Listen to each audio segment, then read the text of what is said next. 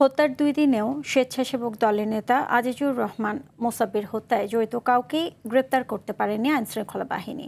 শনাক্তও হয়নি কেউ। তবে পুলিশ বলছে নতুন সিসিটিভি ফুটেজ তাদের হাতে এসেছে, যেখানে শুটারদের চেহারা আরও স্পষ্ট, যা বিশ্লেষণ করে হত্যায় জড়িতদের গ্রেফতারের কাজ করছে তারা।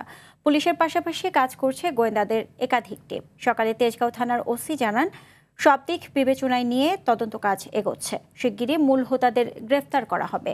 গত বুধবার রাতে বসুন্ধরা সিটির পেছনে প্রকাশ্যে গুলি করে হত্যা করা হয় স্বেচ্ছাসেবক দলের নেতা মোসাব্বিরকে। গতকালকে আরো বেশ কিছু ফুটেজ পেয়েছি, যেগুলোতে মোটামুটি ভালোভাবে বোঝা যায় যে সাসপেক্টের ফেসটা ভালোভাবে বোঝা যায়।